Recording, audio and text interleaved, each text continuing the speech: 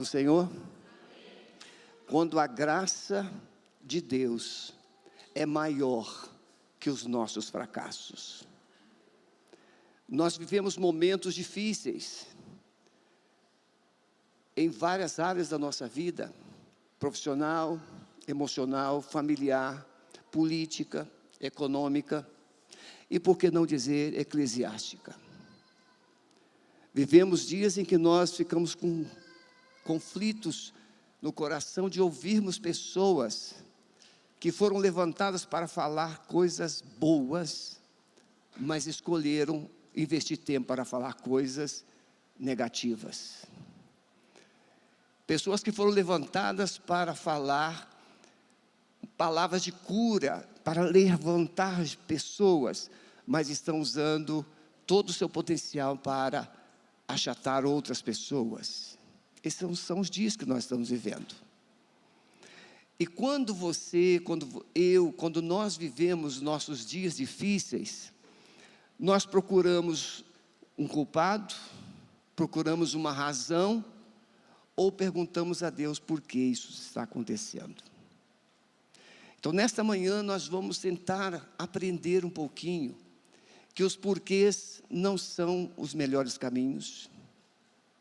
Procurar culpados também não é o melhor caminho, mas nos colocarmos diante do Senhor e perguntarmos a Ele o que precisamos fazer, qual a direção que Ele tem para nos dar. Porque nos dias dessa palavra que nós vamos trazer agora, nos dias de Gideão, o povo continuava adorando a Deus, o povo comparecia lá para oferecer sacrifícios a Deus, mas o povo também tinha o altar de Baal. Quando o coração está dividido, Deus tem dificuldade conosco. Tente imaginar o seu casamento, você e seu cônjuge, um coração dividido. Por melhor que você seja para representar dentro de casa, fica muito ruim. Um coração dividido, o outro cônjuge, cedo ou tarde, começa a perceber que o outro está aquém, ou está fora do lugar. Quando o nosso coração está dividido em relação a Deus, não há como a gente esconder dele. Ele sabe. Só que Ele espera o tempo para nos ajudar a percebermos que algo está errado e buscarmos nele uma direção. O que fazer? Amém?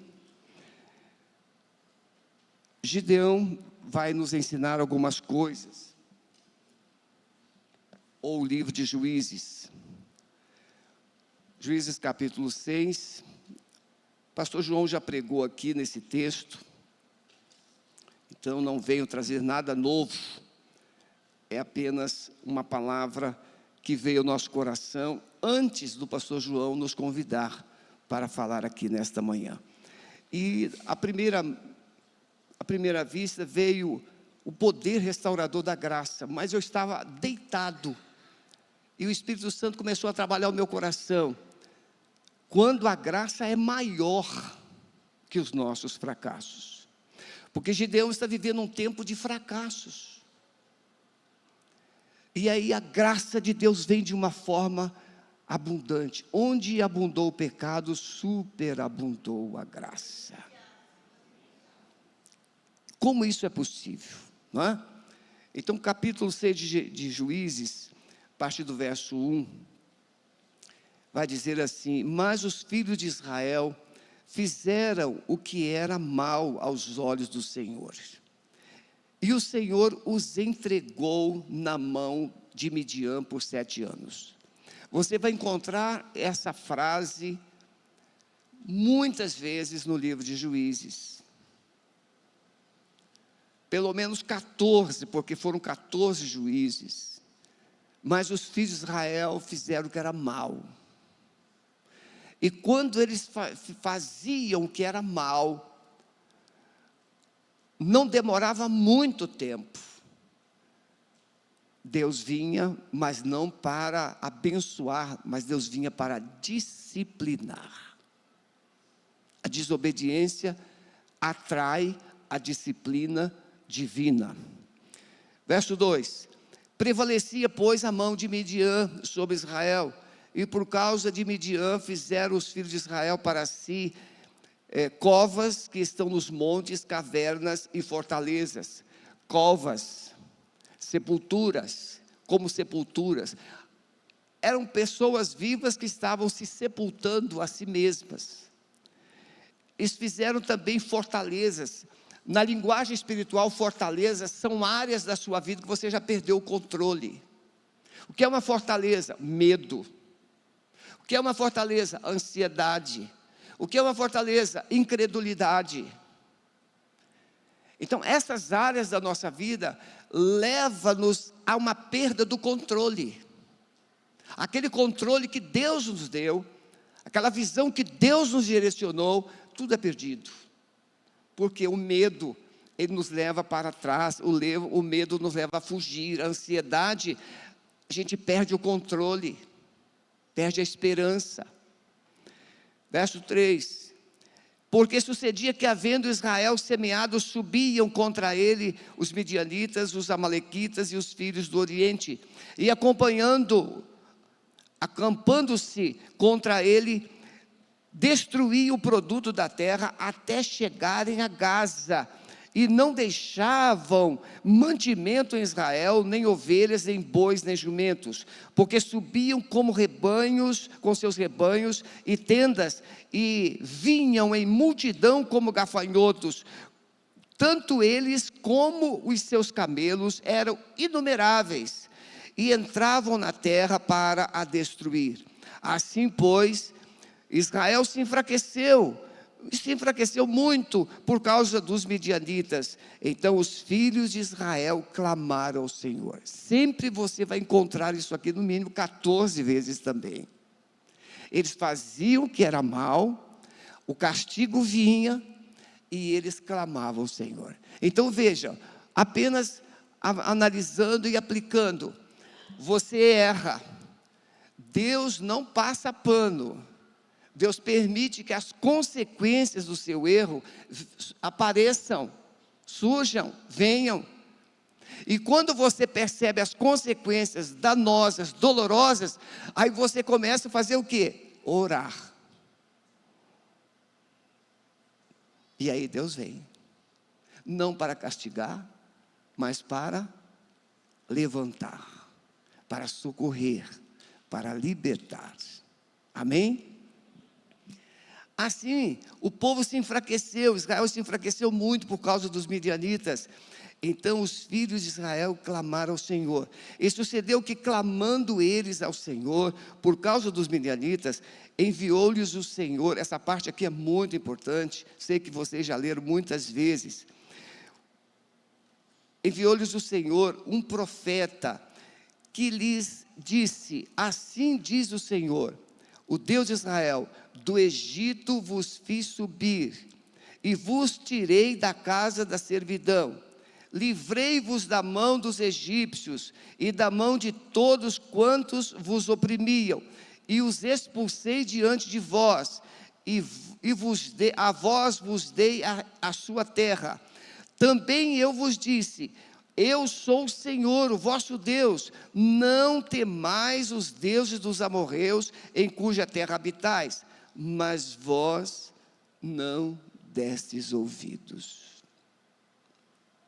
Quando a pastora Débora falava aqui a respeito do povo que atravessou o Jordão, meu coração ali se transportou para a travessia do Mar Vermelho. Aqueles 2 milhões, 3 milhões de pessoas que atravessaram o Mar Vermelho, eles andaram pelo deserto durante quantos anos? 40 anos. E aí, daqueles que atravessaram o Mar Vermelho, todos, não sabemos quantos, mas todos acima de 20 anos, com exceção de 2, Josué e Caleb, todos eles acima de 20 anos, pereceram no deserto. E eu fiquei imaginando, agora atravessando o Jordão, só o Josué e o Caleb lembravam daquele milagre, porque eram maduros. Irmãos, quantos ficam para trás? Para agora e faz um exercício. Quantos crentes você já conviveu que não estão mais aqui? Eu, como pastor, já emérito, aposentado, eu fico lembrando de quantos crentes eu já cuidei, de quantos membros passaram pela igreja e não estão mais. Estão em outras igrejas, estão fora. Irmãos, se nós tivéssemos a estabilidade espiritual, a fidelidade, o propósito definido, Jesus já teria vindo. Porque Ele ainda retarda a sua vinda por nossa causa, por causa daqueles que estão ficando para trás, por causa daqueles que ainda não ouviram o suficiente, por causa dos nossos filhos, que não foram ainda discipulados. Por isso que Jesus não veio. Você acha que Jesus quer que a sua igreja fique neste mundo do jeito que ele está? Você pode ter o melhor emprego, um excelente salário, uma boa casa, mas não tem encrenca para tudo quanto é lado?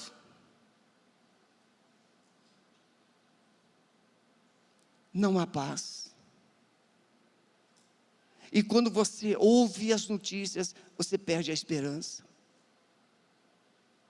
Então vamos tentar, meus irmãos, com a graça de Deus, aprender alguma coisa aqui nesta manhã. Quando a graça é maior. Eu vou falar 3 coisas importantes. Em cada tempo, um tempo de opressão, quando o povo erra. Não há como a gente evitar. Tem uma pergunta muito constante no meio do arraial de Deus: crente fica endemoniado? Tem muita gente que pergunta isso, não tem? Fica endemoniado. Você pode se escandalizar do jeito que quiser, porque o demônio tem legalidade aonde o pecado está. E não tem crente pecando? Tem. Não tem crente mentindo? Tem. Não tem crente cheio de mágoa, de ódio no coração? Tem. E aonde essa sujeira toda está, o diabo está. Não é propriamente o diabo, mas um emissário dele, um demônio. Então, se o seu coração é um depósito de lixo, você precisa fazer uma faxina. Tem muita coisa que precisa ser jogada para fora. Aí vem a opressão. E o que é uma opressão? É quando você começa a se sentir esmagado, esmagada, pressionado, encurralado, sem expectativa, perdido, sem paz, sem segurança.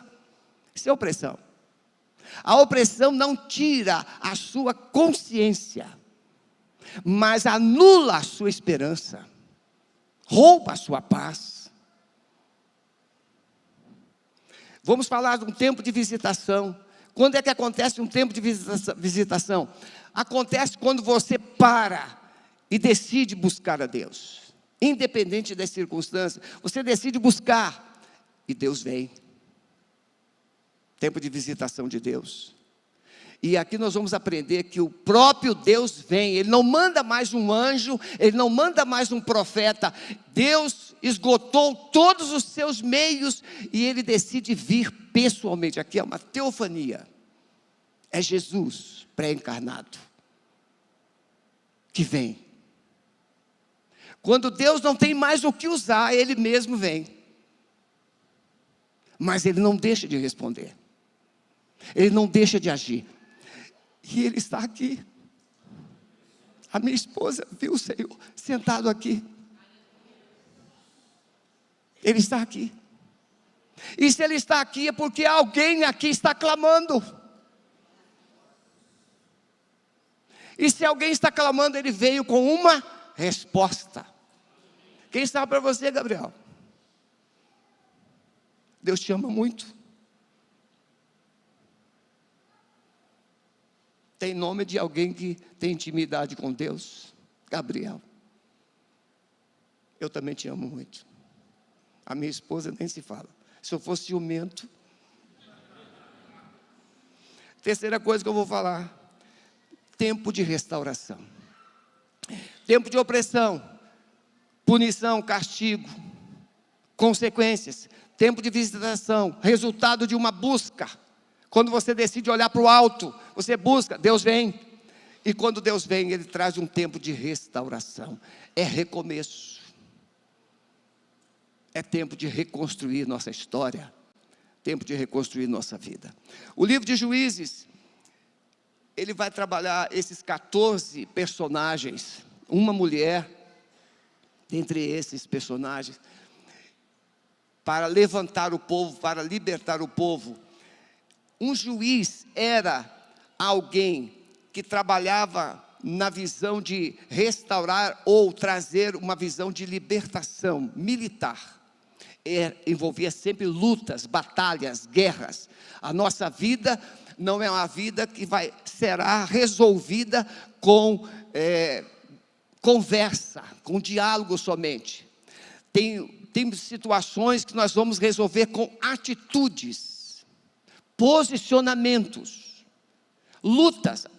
A Bíblia vai nos ensinar que o reino de Deus, ele é conquistado com lutas, com batalhas. Ou seja, você não entra no reino de Deus simplesmente ao caminho largo, não. É uma porta estreita, é um caminho estreito, é com dificuldades, é com renúncias. Você tem que batalhar, você tem que lutar contra quem? Contra o diabo e contra você mesmo. Porque a gente quer o quê, irmãos? Sombra e água fresca. Não é assim que a gente quer? Um suquinho de caju, de abacaxi. É isso que a gente quer. Mas Deus quer, muitas vezes, que a gente tome a espada e comece a guerrear. Um libertador, mas também um administrador da justiça. Juiz é aquele que libertava o povo e transicionava do caos para a conquista com justiça, implantava a justiça de Deus, trazia os mandamentos, trazia os princípios, os valores do reino para o povo voltar. Olha o que o Gideão está falando aqui. A gente vai ler daqui a pouquinho. Os nossos pais nos contaram que Deus fazia isso, que Deus fazia aquilo. O pai de Gideão, que contou a história para o Gideão, agora estava adorando Baal. E tinha um altar de Baal no seu quintal. E o Gideão está lá com a sua cabecinha lá. O meu pai contou que o Deus de Israel atravessou o Mar Vermelho, destruiu muralhas, destruiu os gigantes, venceu isso, venceu aquilo, e agora nós estamos aqui nessa miséria. O que aconteceu?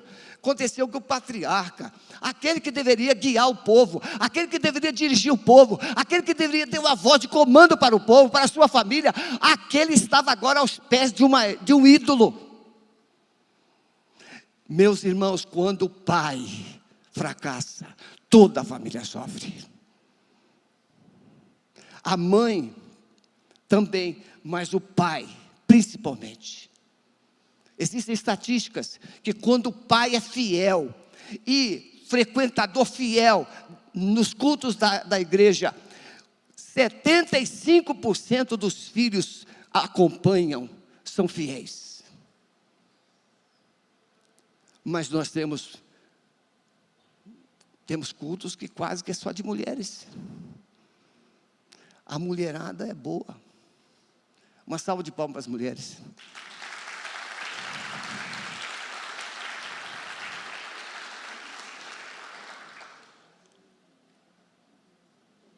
As mulheres são guerreiras. Jesus tinha 12 apóstolos. Eu acredito que Ele não chamou nenhuma mulher para ser apóstolo, que seria um problema. Elas iam tomar frente. E os caras iam ficar mal. Mas a mulherada não estava lá seguindo Jesus? E a Bíblia diz que ela servia Jesus com os bens e com os preparativos. A mulherada era nota 10. Então o juiz era administrador da justiça, era o mantenedor da aliança de Deus. Pode ver que enquanto o juiz era vivo, o povo andava na linha. O juiz morria, o povo caía na gandalha de novo. A sua casa precisa de um juiz. Eu sou o juiz lá em casa. A minha esposa, ela é a minha auxiliadora, mas eu sou o juiz lá. É eu que tenho que determinar os limites, até aqui virás, não mais adiante. É eu que tenho que determinar como as coisas vão funcionar lá, administração da justiça, decisões corretas. É eu que vou determinar a aliança, o altar de Deus, a chama não pode se apagar. A minha esposa pode até trazer lenha, mas quem tem que acender a chama sou eu. Requisitos e propósitos dos juízes: liderança consagrada. Essa liderança que Deus quer usar para libertar sua vida, sua família, sua casa, ela precisa ser uma liderança consagrada. Precisava revelar a longanimidade de Deus. Juiz não era aquela pessoa impaciente, nervosa, agitada, precipitada. Não, Deus é longânimo. O juiz sabia que o povo demorava a aprender, e ele ia trabalhando, até colocar o povo na linha. E por último, revelar que Deus sempre tem o seu remanescente fiel. Então veja, isso aqui, isso que eu falei agora, foi uma inspiração pós-preparação do sermão, que eu tive que escrever por fora, para não perder o que Deus estava no sol, porque você prepara a mensagem, e você vai estudando, e Deus vai falando, e eu tive que fazer uns remendos aqui. A palavra de Deus não tem remendo, mas a do Sebastião tem. Então veja, 14 juízes, após a morte de Samuel, após a morte de Josué, até Samuel. Esses homens, eles governaram Israel por mais de 300 anos, e nesse tempo, irmão, foi um caos. Chega alguns textos que a Bíblia vai dizer assim: cada um fazia o que dava na sua cabeça. Já pensou na sua casa? Cada um fazer o que está na cabeça. A mulher faz o que pensa. Se tiver com um cartão de crédito na mão, já foi embora. Se cada um fizer o que pensa, o homem, como é que fica? Não. Temos que ter uma direção, temos que ter um planejamento, temos que ter uma administração, temos que ter um governo, mas temos que ter uma aliança com Deus e com o outro, andarmos juntos. Primeira coisa então, entender o alto preço da desobediência. Você já percebeu o custo de uma palavra proferida na hora errada? Já percebeu? A decisão de comprar uma coisa na hora errada. Você já percebeu que na loja as roupas todas brilham? Os carros na loja, eles são maravilhosos. Até você comprá-lo, usá-lo por 30 dias e você percebe que ele está sujo. E parece que não está funcionando muito bem, porque não está mais na vitrine. Tudo que está na vitrine brilha. A calça fica perfeita no manequim. O vestido então está dizendo assim: me compra.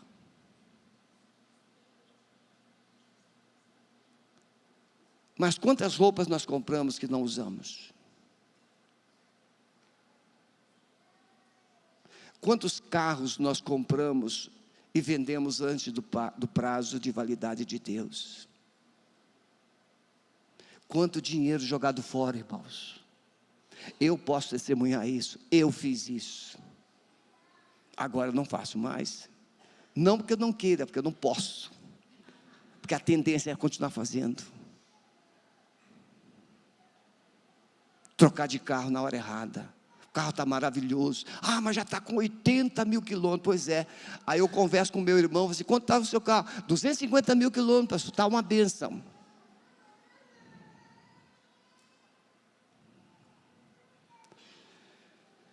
Entender o preço da desobediência, tempo da opressão.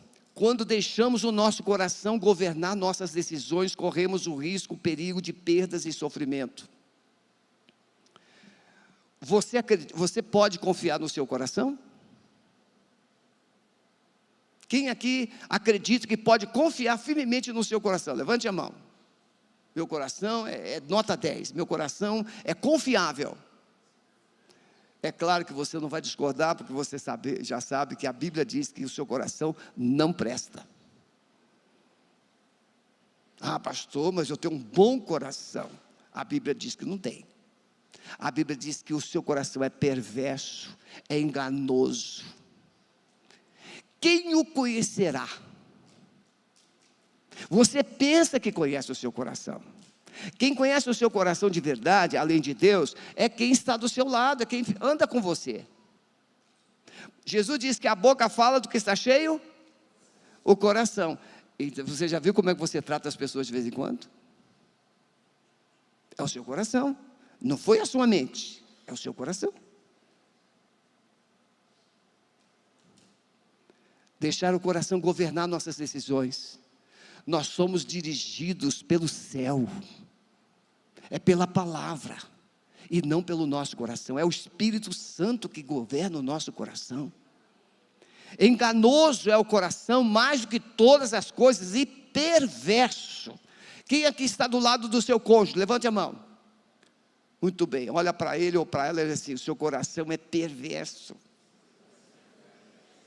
Agora diz com mais força: o seu coração é perverso.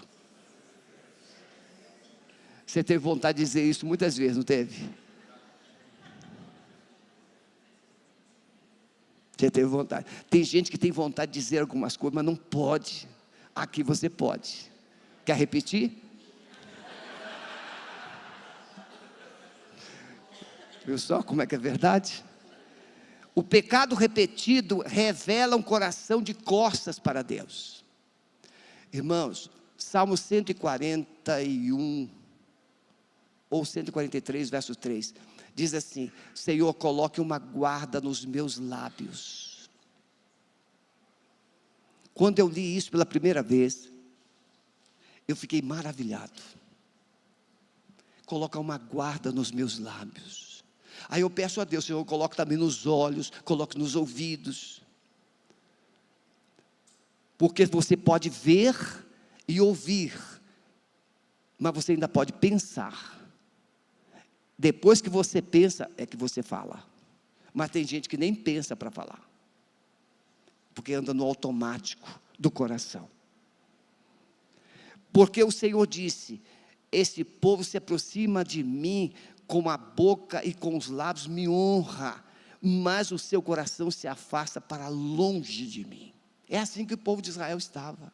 Apresentava-se diante do altar de Deus, oferecia uma ovelha, oferecia um boi, oferecia um animal, adorava a Deus, cantava hinos, e depois ia lá para o altar de Baal. É assim que o povo estava. Falava bem de Deus, mas estava de costas para ele, servindo Baal. O pecado atrai a disciplina de Deus. Nós não queremos, ninguém gosta de disciplina, irmãos. Pode tentar até fingir, mas ninguém gosta. A disciplina, a correção, ela dói, ela constrange, ela é inconveniente, ela humilha, mas ela é uma bênção. A minha mãe, eu a tive até 7 anos de idade, mas eu lembro, a gente fazia arte, e naquele tempo, irmão, que não tinha televisão, a criança tinha que inventar coisas para passar o tempo, e aí você sabe o que a criança fazia, muita arte, muita arte. A minha mãe tinha um banco de madeira na varanda, e ela colocava a bacia para lavar roupa, que a gente havia sujado, e ela pegava o nosso calção, e pregava naquele banco de madeira. pegava o outro lado, esticava assim, pregava também. Se rasgar o calção, apanha. Vai ficar aí até eu terminar dessa tarefa todinha de lavar essa roupa que vocês sujaram sem pensar. Eu nunca, olha, estou aqui com 71 anos falando isso, coisa que aconteceu quando eu tinha 6. A minha mãe era uma bênção, nunca apanhei da minha mãe, mas apanhei demais do meu pai. As surras que eu levei não me afastaram do meu pai, me moldaram. Meu pai, a partir de 75 anos, ele viveu até 90. Ele era como se fosse o filho e eu era como se fosse o pai. Era eu que levava no médico, eu levava ele para passear, era eu. E ele colocava a mão para o lado de fora do carro assim, e conversava. E um dia ele falou assim: meu filho, quando chegar em casa, ele tinha um hotel, ele falou assim: chegar em casa, eu vou passar um bife para você, porque essas empregadas não sabem fazer nada. Empregada frita, bife não se frita, bife se passa. Acendeu uma luzinha aqui dentro. Por que meu bife ficava duro? Nunca mais errei. Bife não se frita, bife se passa. Esse era o meu pai.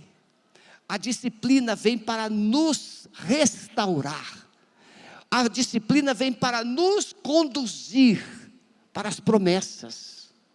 Então o pecado atrai a disciplina. Porém os filhos de Israel fizeram o que era mal.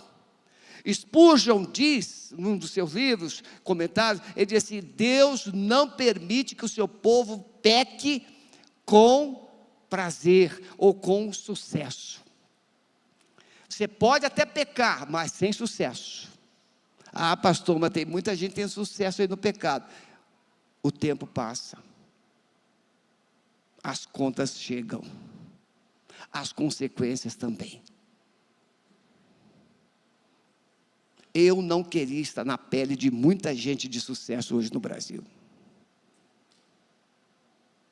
Irmãos, andar na luz é a melhor coisa. Aliás, eu e minha esposa conversamos bastante sobre isso essa semana.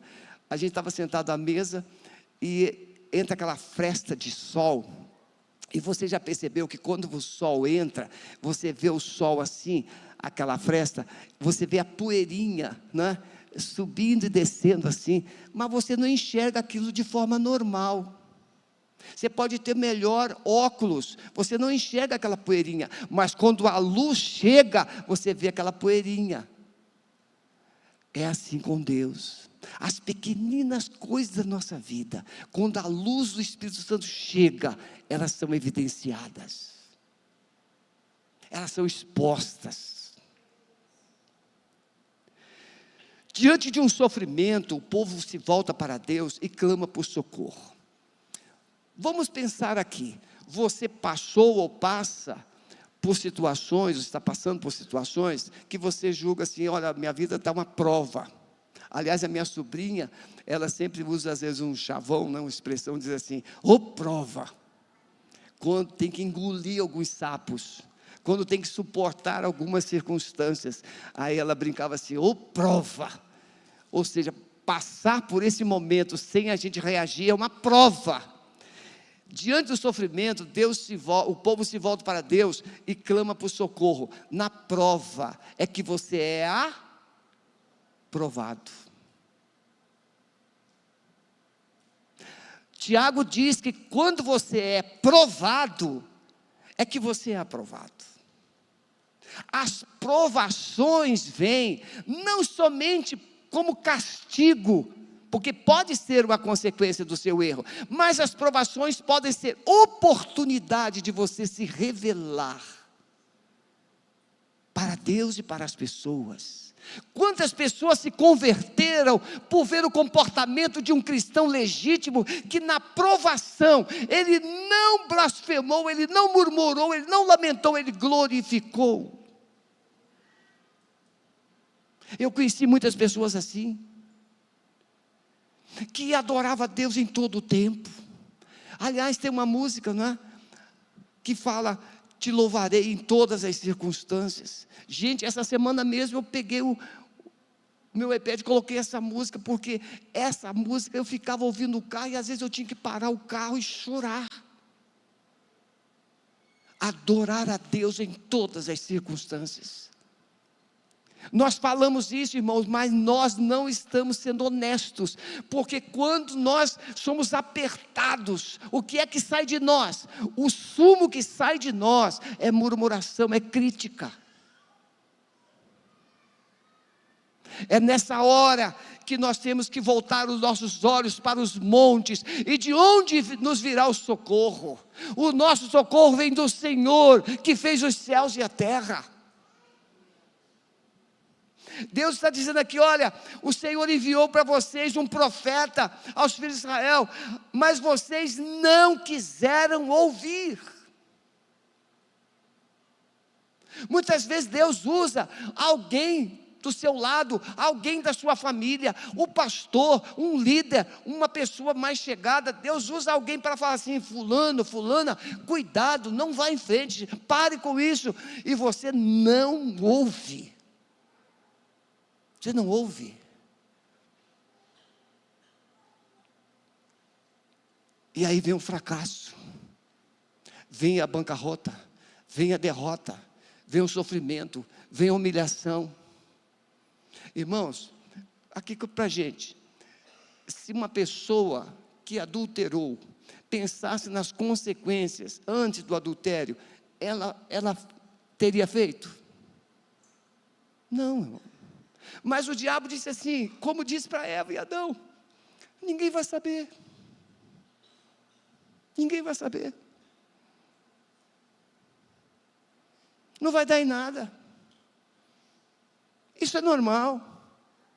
Até que a luz vem, e aí vem aquela vergonha, vem aquela humilhação, vem aquela situação constrangedora, e você não sabe o que fazer.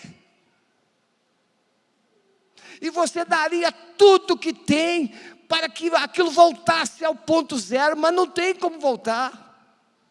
Tem que passar pela cruz, tem que passar pela humilhação, tem que passar pela exposição.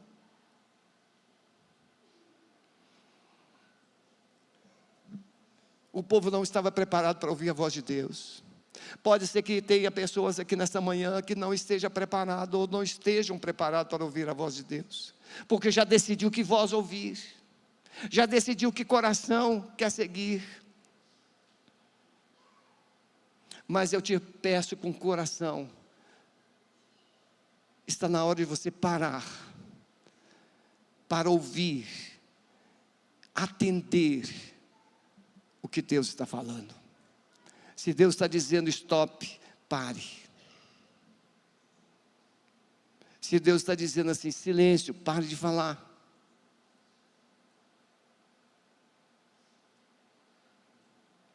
Talvez Deus esteja dizendo, comece a ouvir mais. Uma das coisas que mexe com a gente, ou que atrapalha a gente, é o orgulho, irmãos. O orgulho, ele faz com que a gente ouça sempre a gente primeiro. O outro só vai estar certo quando concorda com aquilo que já está dentro de nós. O orgulho, a altivez, é princípio da ruína. Segundo ponto, irmãos, entender que a graça de Deus é melhor do que a vida. Você pode ter tudo que se chama de vida nesse contexto secular. Isso é vida, comer, beber, ter o melhor, tudo isso é vida. Sim, Salomão diz que é. Que coisa boa é comer. Que coisa boa é o churrasco, que coisa boa é comer coisas gostosas, que coisa boa viajar, que coisa boa, que coisa boa, que coisa boa. Mas a vida, ela é curta. Você só vai comer até o túmulo. Mas a graça te leva além túmulo. É a graça que te leva de volta ao Pai. É a graça que te leva de volta à filiação, paternidade espiritual. É a graça. Por isso a graça, ela é melhor do que a vida. O Senhor é contigo, varão valoroso. Mas Gideão lhe perguntou: ai meu Senhor, se o Senhor é conosco, por que tudo isso nos sobreveio? Por que está acontecendo isso? Por quê? Os porquês. Esse tempo, então, vamos pensar que é um tempo de visitação. Deus está te visitando. Feche seus olhos um minutinho, por favor. Agora fala no seu coração. Senhor, o que o Senhor quer me falar aqui nesta manhã? Qual a área que o Senhor quer alinhar na minha vida? Senhor, a minha vida não pode continuar do jeito que está. O Senhor está me visitando aqui nesta manhã, está falando comigo.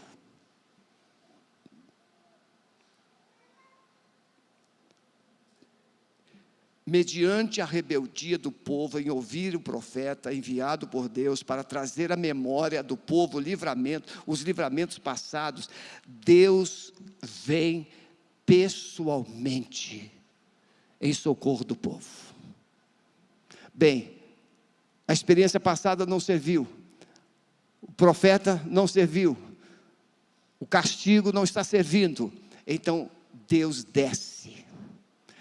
Me leva a Êxodo capítulo 3, capítulo 2, 3, quando Deus diz assim: eu ouvi o clamor do meu povo, eu vi o seu sofrimento, e eu desci para livrá-lo. Deus vê, Deus ouve, mas Deus quer agir, e Ele quer agir hoje aqui nesta manhã. Ele quer dar um basta nessa rota de colisão que você está vivendo. Ele quer redirecionar totalmente a sua vida. Então o anjo veio e assentou-se debaixo do carvalho que está em Ofra, que pertencia a Joás, o abiezrita. Então o anjo do Senhor lhe apareceu e disse: o Senhor é contigo. Em lugar de resposta, de explicações, Deus vem com uma direção, Deus vem com uma solução. E a primeira coisa que Deus fala é: eu sou com você. Meus irmãos, quando eu estava estudando isso aqui, Deus me levou, me reportou a uma experiência que eu tive há mais de 30 anos, do primeiro ministério. Eu estava vivendo umas batalhas terríveis, e aí eu entrei no gabinete, e eu me ajoelhei, eu chorei, e falei com Deus: Senhor, eu não aguento mais, é muita luta, é muita batalha, Senhor, não aguento mais. E Deus me trouxe esse texto de Isaías 41:10, não temas, eu estou contigo, não te assombre, eu sou o teu Deus, eu vou te fortalecer, eu vou te ajudar, e eu vou te sustentar com a destra da minha justiça. Irmãos, quando Deus vem, Ele vem com uma resposta, Ele vem com uma direção, mas a gente precisa ouvir. E naquela tardinha, finalzinho de tarde, início de noite, que eu tinha ido fazer visita, eu estava arrasado, todas as energias consumidas, e eu não tinha mais nenhuma perspectiva, e eu falei assim: Senhor, eu não aguento mais, é nessa hora que Deus vem. Perdão.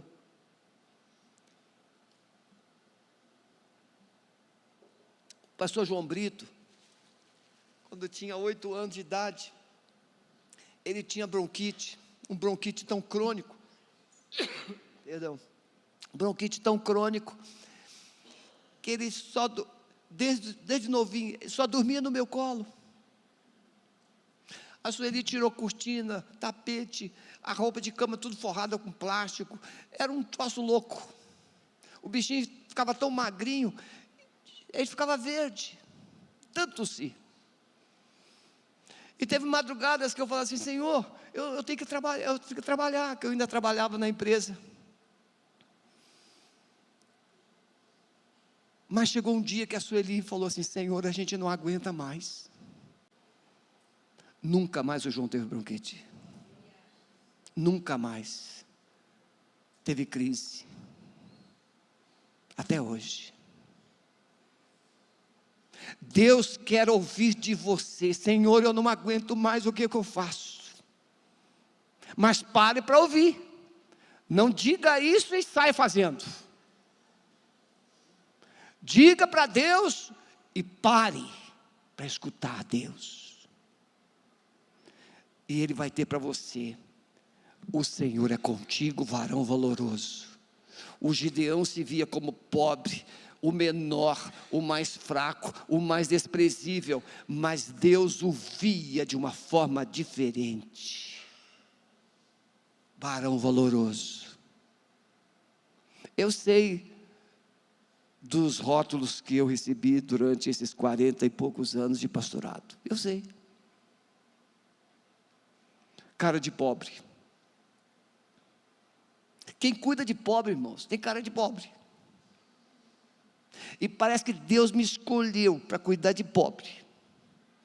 O pastor Abelardo, um pastor presbiteriano que foi padre, ele tem uma missão lá no Nordeste, e eu recebia sempre ele na Alameda, e ele falava assim: pastor Sebastião, eu gosto muito de você, porque quando eu venho em Curitiba, o povo bonito, povo sorridente, come bem, restaurantes maravilhosos. Aí ele começava a contar as histórias lá do Nordeste. Ele foi pregar numa igreja pequena lá. E quando chegou na hora do culto, o irmão traz uma abóbora, o outro trouxe uma jaca, o outro trouxe um frango, o outro trouxe um cabrito. Essas eram as ofertas. E aí Deus falou assim para ele: tira todo o dinheiro da sua carteira e dê de oferta. Ele falou assim: nem pensar, Senhor. Eu já venho pregar nesse lugar de pobre, e o Senhor manda eu dar todo o meu dinheiro. E ele conta de uma forma que vocês não têm noção. E ele falou assim: eu tive que pegar a carteira, tirar o dinheiro e colocar o dinheiro lá, todo o dinheiro. Não sei se Michele e Juliano já estavam na Alameda nesse tempo, pastor Abelardo. Aí pregou e tal, estava zangado, mal-humorado, porque é assim, quando você faz alguma coisa que você não gosta, você fica mal-humorado. E ele estava mal-humorado. Eu estou olhando para o relógio, irmãos. E aí ele falou assim, quando ele chegou na hora de comer, irmãos, ele odeia aipim. Qual era o jantar? Aipim. A mulher colocou um panelão de aipim na mesa. Ele falou assim: pelo amor de Deus. Ele falou assim: mas pelo menos ela deve ir lá na cozinha buscar lá uma carne seca, uma carne cozida para comer com esse aipim.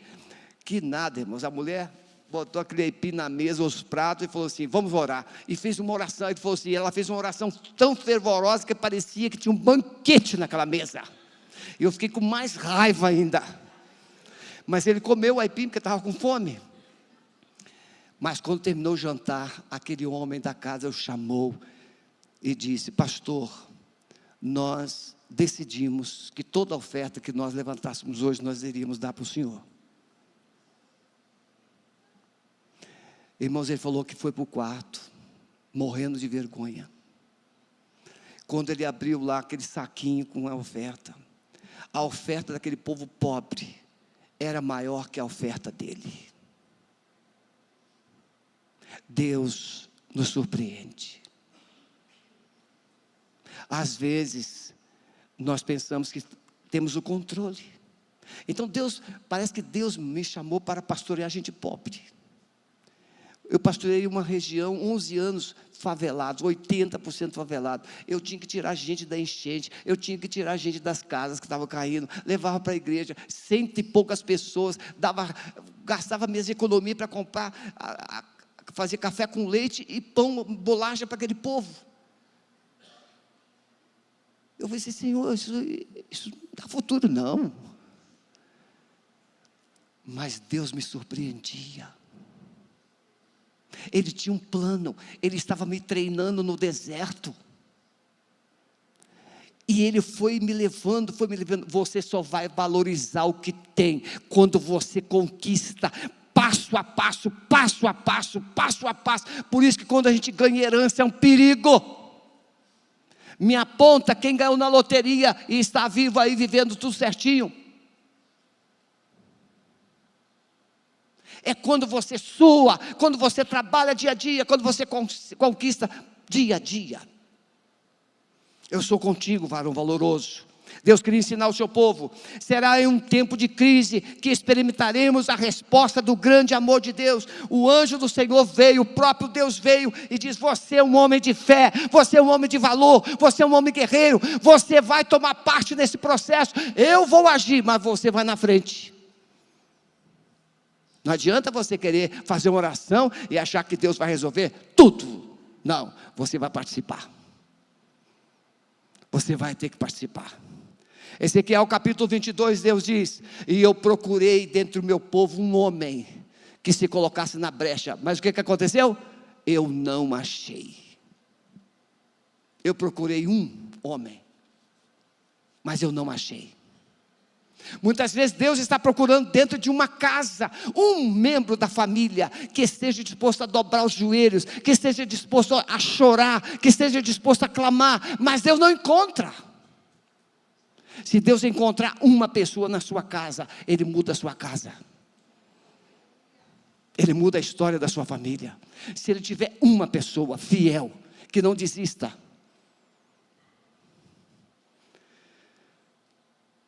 Mas em Juízes, Deus encontra esse jovem Gideão. E a partir de Gideão, começando por Gideão, Gideão toca a trombeta, aparece 32 mil, mas Deus vai usar 300. Deus é seletivo. Por isso, irmãos, é muito bom ter um auditório assim, bonito, como esta manhã. É muito bom. Mas Deus é seletivo. Deus está vendo aqui quem está adorando de verdade, quem está vivendo de verdade, quem está buscando de verdade. Deus está vendo aqui quem está disposto a ser resposta dEle para esse mundo terrível que nós estamos vivendo. Deus quer. Deus não quer que você venha nesse culto buscar uma resposta, uma bênção e ponto. Não. Deus quer que você venha para se encher dEle. E agora eu vou ser resposta. Eu vou ser um porta-voz. Eu vou ser um canal. Eu vou ser um canal lá. O anjo do Senhor veio. Gideão significa lenhador. Você já viu um lenhador na moleza? Gente, lenhador tem que fazer força. Tem que afiar o machado. O lenhador não é só derrubar a árvore, tem que cortar os galhos, tem que puxar aquela madeira pesadíssima. Se tem alguém que sabe o que é ralar, é lenhador. Deus escolhe um lenhador. Isso não estava no script. Deus está procurando lenhadores aqui. Gente que esteja disposta a suar camisa. Eu sei o que é lenhador, porque o meu pai, num determinado momento da vida, foi lenhador. Meu pai tirava madeira lá no Espírito Santo, botava no caminhão, levava para o Rio de Janeiro. E passaram a perna nele, compraram a madeira, nunca pagaram. Lenhador ainda corre esse risco. Deus está procurando lenhador aqui. Você quer ser um lenhador de Deus? Quem aqui já leu aquele livro, Fazendeiro de Deus? Lá na África, plantar sem chuva, e a batata produzir na terra sem chuva. Todo mundo pensou que a batata tinha morrido. Quando o camarada foi lá cavar, estava cheio de batata no chão, porque quando a gente planta com Deus, a gente colhe o que Deus disse que a gente vai colher. Diante da crise, Deus busca alguém que esteja disposto a ser usado por Ele no processo de mudanças. Deus quer usar você nesta manhã. Ele tem promessas gloriosas para você. Abra sua mão assim e comece a dizer: Deus tem uma promessa para a minha vida e através da minha vida, em nome de Jesus. Deus quer levantar você na sua casa, Deus quer levantar você na sua família, Deus quer levantar você nesta igreja, Deus quer levantar você em Santa Felicidade. Irmãos, quando eu estava ainda pastoreando a Alameda, eu dizia que um dia Deus levantaria uma igreja em Santa Felicidade que faria esse bairro tremer, e vocês são essa igreja. Eu, quando vejo a caminhada de oração, e participei de algumas, eu vejo aquela profecia que eu estava fazendo lá atrás. as ruas sendo invadidas, os corações sendo quebrantados e atraídos para a presença de Deus. Quando Deus revela que os porquês não são o melhor caminho, Gideão diz: por que tudo isso nos sobreveio? Vamos mudar os porquês por para quês. Agora você vai pegar todas essas questões sem resposta na sua vida, na sua casa, e você fala assim: Senhor, aqui estão os problemas. Tem algum propósito? Fala comigo. Irmãos, eu cuido das minhas irmãs idosas. É um milagre todo dia. Essa semana a gente teve que levar uma especialista. Saiu um câncer aqui câncer de pele aqui do lado, estava já 2 bolas vermelhas. Como locomover uma pessoa que não anda, uma pessoa que não fala, tudo é difícil, mas Deus me deu graça. Conseguimos uma dermatologista amiga. Ela disse: não, pastor, eu vou lá, e não vou fazer só um curativo, não, eu vou extrair o câncer.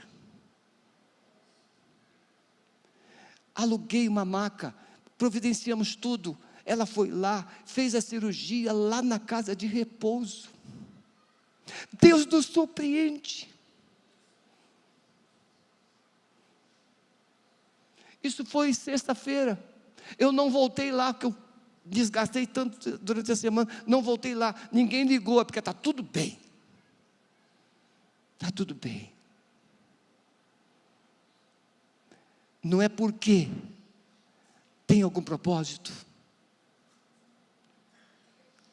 Deus me ensina muitas coisas através da dor, através dos outros. Quando você anda com gente rica, às vezes você fica irritado e irado, gasta fácil. Anda com gente pobre, aí você se sente rico. Eu tenho um amigo, que ele tem uma oficina de pintura de carro. Aí chegou um amigo lá e falou assim: João, eu quero que você veja o meu carro aí, anda, dá uma volta no meu carro para ver. Ele faz muito barulho, eu não sei o que é. E o carro novinho. Aí o João falou assim: não, eu não vou andar no seu carro não. Você vai pegar o meu, vai dar uma volta. Que você vai escutar tanto barulho que você nunca mais vai escutar barulho do seu. Irmãos, a gente não é assim. A gente anda no nosso carro, qualquer tititi, a gente fica irritado com ele. Agora anda no carro do teu amigo. Você vai escutar tanto barulho no carro do teu amigo, que você vai sair de lá dando glória a Deus, que não é o seu. Quando eu entro na minha casa, eu dou glória a Deus, porque quando eu entro na minha casa, eu sinto paz, eu sinto cuidado da minha esposa. Quando eu olho as fotografias lá na minha sala dos meus filhos, eu dou glória a Deus, que Deus nos ajudou a vê-los chegar onde chegaram. Os netos. Ontem eu estava ouvindo a Débora lá no podcast. Aí mandei mensagem para ela. É nora muito inteligente, muito de Deus, mulher de Deus. Sueli já mandou para todo mundo, já abençoou um montão de gente. Família maravilhosa. Pare para ver o que Deus já fez, e não somente aquilo que Deus ainda precisa fazer. Por último, meus irmãos, eu tenho 10 minutos para fechar, a banda pode vir. Entender que existe uma única alternativa viável para um tempo de restauração. Uma única alternativa.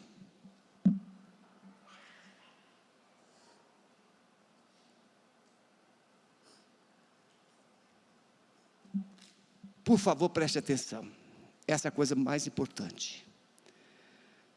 No lugar de lamento e explicações, Deus espera encontrar corações quebrantados e arrependidos, dispostos a restabelecer uma aliança com Ele. Está sofrendo? Ensinamos. Pare e pergunte: Senhor, tem algum propósito? Senhor, tem alguma coisa que eu fiz que precisa ser redirecionada? Me mostra. E Deus falou com Gideão: sim, Gideão, tem uma coisa errada aí. Esse altar aí, ó, de Baal, não é meu, tem que ser tirado. Esse altar é idólatra. Esse altar é a causa de todo esse sofrimento que vocês estão vivendo. Esse altar, o altar de Baal.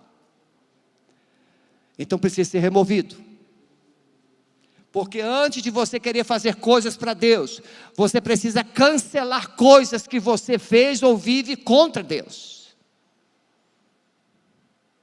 E o Gideão foi lá e destruiu todo o altar de Baal. E Deus falou assim: agora você vai lá e você constrói o altar para mim,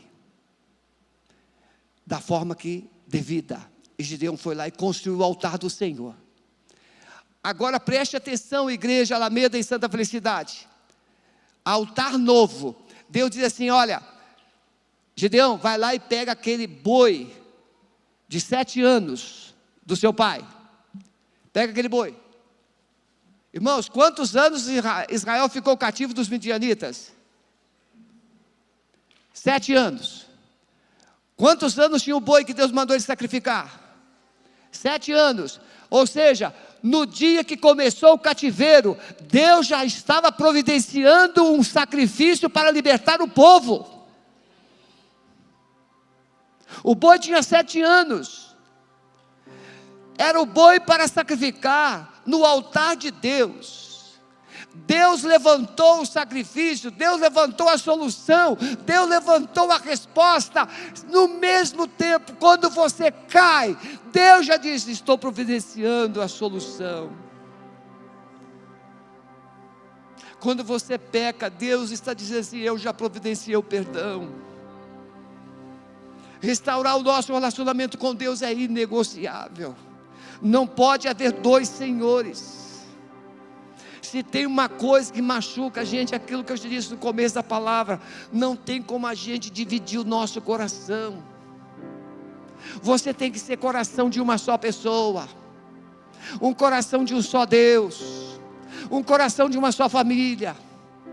Elias disse para o povo: até quando vocês cocheareis entre 2 caminhos? Se Deus é o Senhor, se o Senhor é Deus, você viu, se Baal, você viu, mas vocês têm que decidir. Vocês precisam decidir.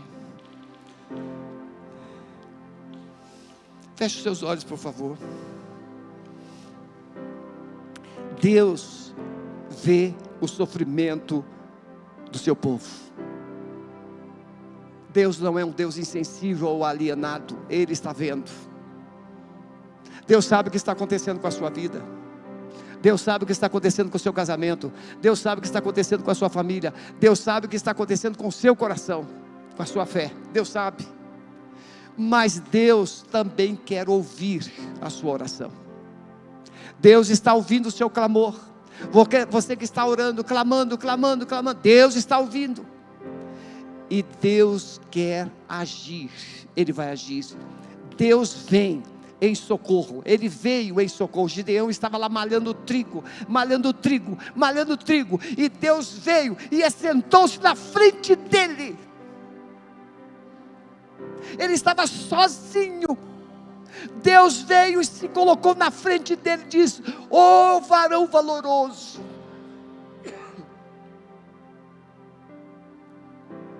Deus sabe o valor que você tem. Deus sabe o clamor que você está fazendo. Deus sabe da resposta que você precisa. E Ele vem. Ele está aqui nesta manhã. Ele é maior do que o seu fracasso. Ele é maior do que suas fraquezas. Ele é maior do que os seus pecados. Ele é maior do que as suas necessidades. Ele é maior.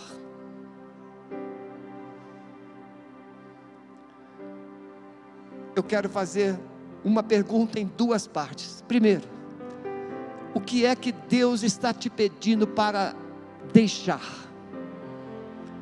Para renunciar? Para Gideão ele disse: vai lá, destrua aquele altar de Baal. O que está no seu coração, na sua vida, que precisa ser destituído, deixado para trás? O apóstolo Pedro, quando escreve a sua carta, ele diz: pelo que deixai. E lá ele fala: deixar a mentira, deixar a maledicência, deixar a mágoa, deixar a amargura, deixar tudo. Deus disse para Gideão: deixar. O altar de Baal precisa ser deixado, destruído. Mas agora o que precisa ser edificado na sua vida? O altar de Deus, a aliança de Deus. Se você nesta manhã tem coisas que precisam ser destituídas da sua vida, está na hora de você se levantar do seu lugar e vir para aqui para o altar, para dizer: Senhor, eu estou renunciando isso, eu estou renunciando aquilo, eu estou destituindo da minha vida esse tipo de pensamento, esse tipo de conceito, esse tipo de vida, de comportamento, eu estou destituindo, mas eu estou, Senhor, agora reedificando, reconstruindo o altar do Senhor na minha vida. Se você nesta manhã está disposto, vamos ficar todos em pé, pode vir aqui para o altar, porque é tempo de reconstrução e de recomeço na sua história e na sua vida. Pode vir em nome de Jesus.